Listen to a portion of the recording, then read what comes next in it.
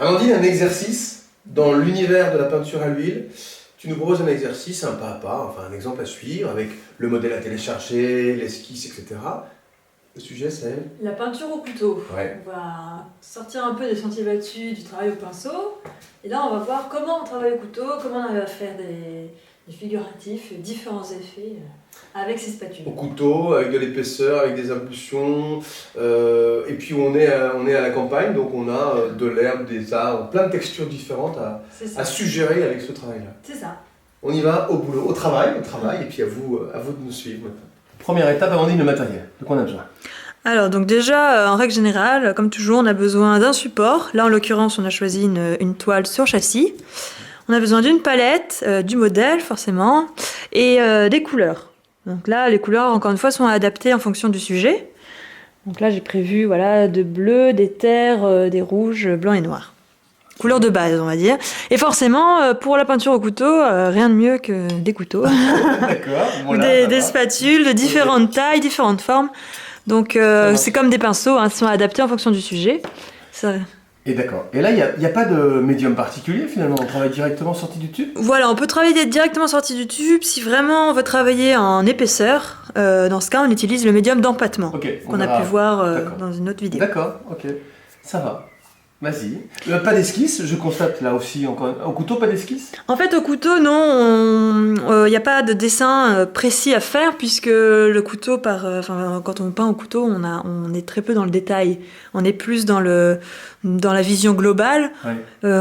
Et puis surtout, vu que c'est une peinture qui va être épaisse, si on met un dessin, il va se disparaître sous la peinture.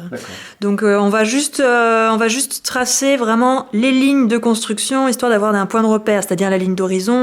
On va faire juste un cercle pour représenter l'arbre, mais c'est tout. Tu poses tes grands volumes. Voilà, c'est ça, c'est juste pour un point de repère, histoire de poser mes couleurs, mais c'est tout. Okay. Donc première étape, c'est de mettre les couleurs sur la palette.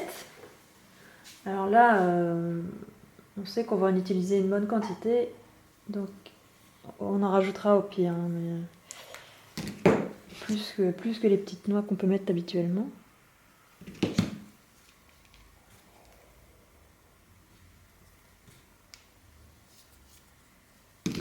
Comme il y a beaucoup de vert, du coup je vais mettre beaucoup de jaune et de bleu.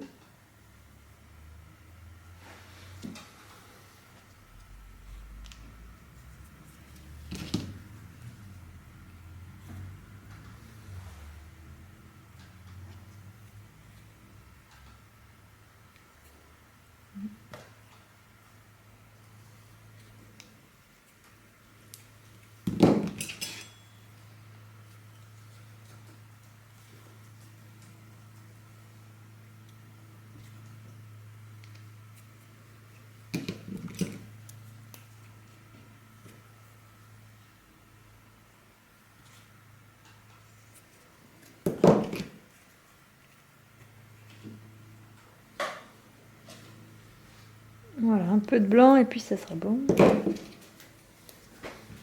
Non, une palette, somme toute, assez classique. Oui, c'est ça, hein, voilà. Et puis, par exemple, pour les verts, je vais le faire directement avec le bleu et le jaune.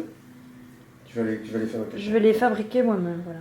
Alors, comme je le disais, c'est toujours bien d'avoir au moins des points de repère pour, histoire de pas se tromper non plus, parce qu'on essaie quand même de représenter un sujet bien précis.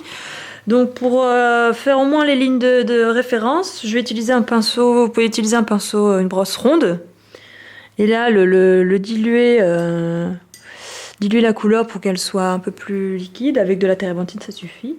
Là, n'importe quelle couleur suffit. Voilà, donc là, je vais prendre ça. Je vais prendre la terre de sienne brûlée.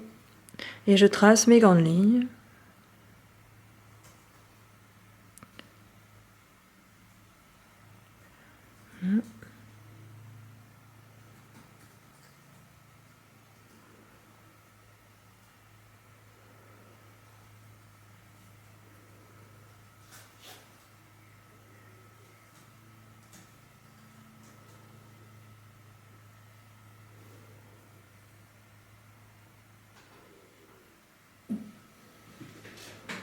Voilà, donc c'est vraiment très simpliste, mais c'est pour moi ne pas se tromper dans ses premiers coups de première application.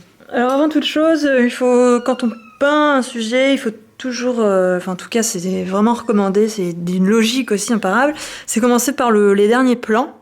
Parce qu'après, on va forcément superposer les couches, donc par logique, par exemple là, on va commencer par le ciel, parce que l'arbre va superposer le ciel. Hein. Donc pour ça, eh bien, on va commencer par appliquer, on y va généreusement, appliquer du bleu. Et en fait, le mélange se fait sur le support.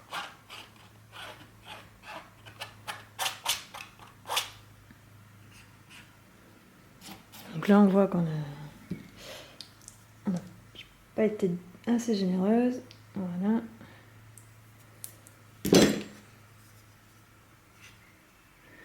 Donc on y va généreusement.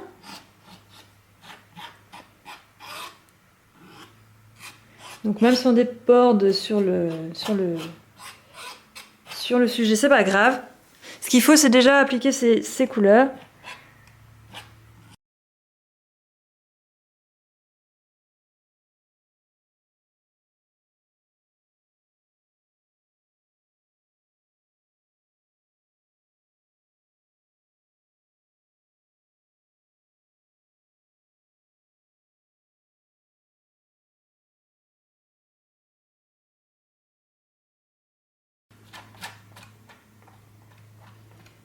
Là, le ciel étant une surface, en tout cas sur le modèle, assez lisse et régulier, c'est pour ça que j'étale bien.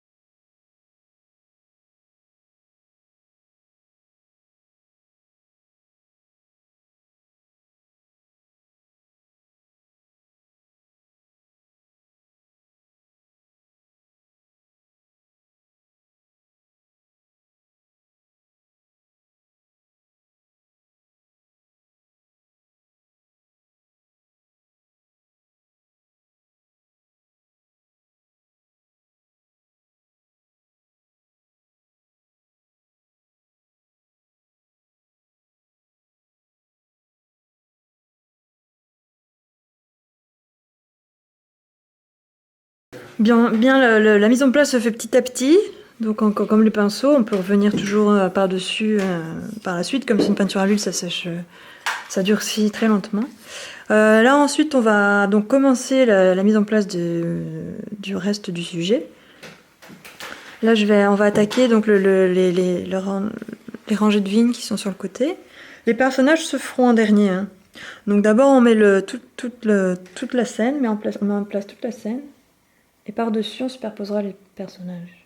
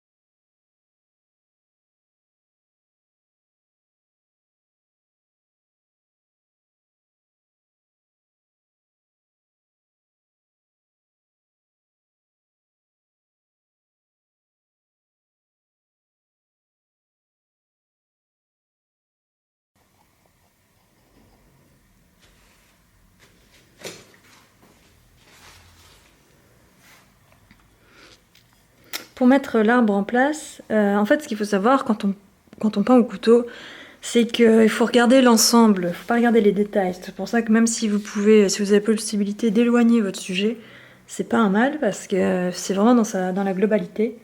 Les détails après peuvent se travailler au pinceau par-dessus si vraiment on a envie de les faire. Mais le travail au couteau, c'est plus une globalité, un peu plus une impression qu'un rendu fidèle.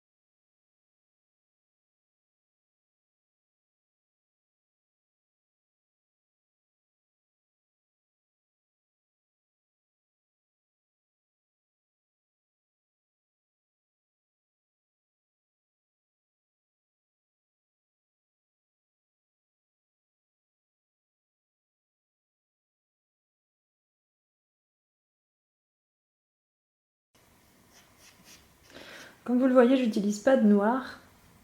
C'est pas du noir d'ivoire que je suis en train d'utiliser. C'est un mélange d'ombre naturelle et d'outre-mer et un petit peu de terre de Sienne. Et là, on a une couleur foncée qui ressemble au noir mais qui n'en est pas. Parce que le noir d'ivoire est une couleur, d'un pigment qui durcit très rapidement. Donc comme là, on est en train de peindre en épaisseur,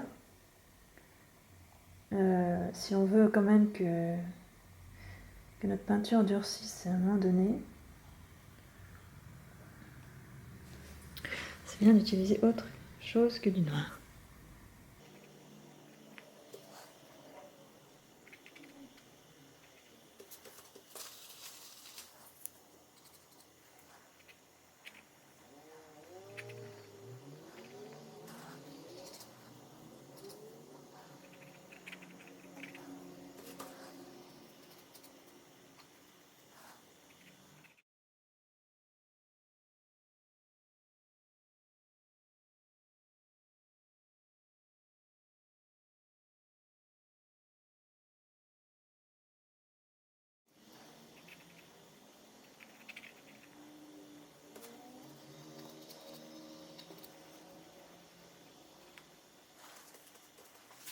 Donc pour le tronc, voilà, donc pour le tronc, là c'est pareil, on va pas prendre de noir, on va faire un mélange, le même que pour l'ombre du feuillage, c'est-à-dire l'ombre naturelle, du bleu d'outre-mer et un peu de terre de Sienne brûlée.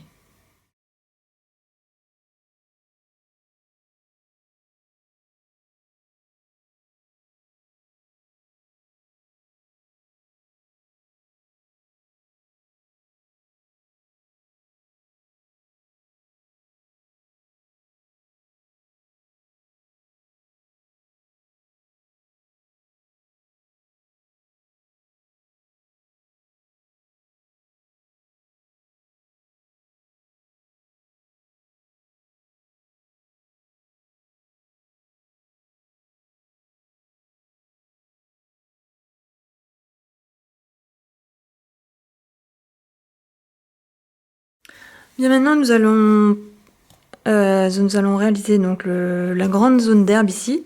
Donc pour ça il faut une spatule plus large parce que si elle est trop longue, trop fine, ça va se voir. C'est plus pour étaler. Là on a besoin vraiment plutôt une grosse zone. Donc la spatule plutôt adéquate, c'est plutôt celle-ci. Donc là, on va réaliser le mélange directement sur, voilà, vous voyez déjà, sur le support.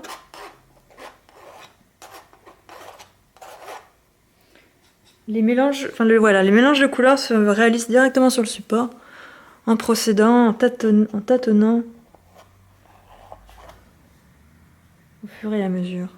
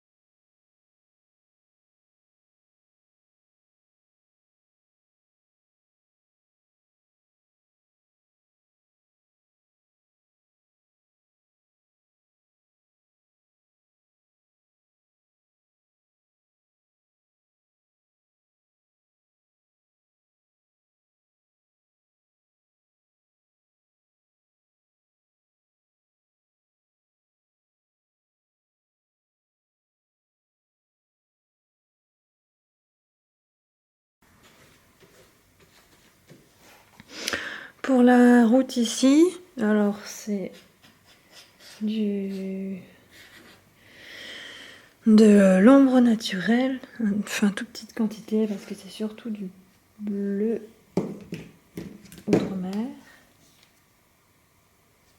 Voilà, c'est plus du bleu outre-mer, un petit peu d'ombre et du blanc.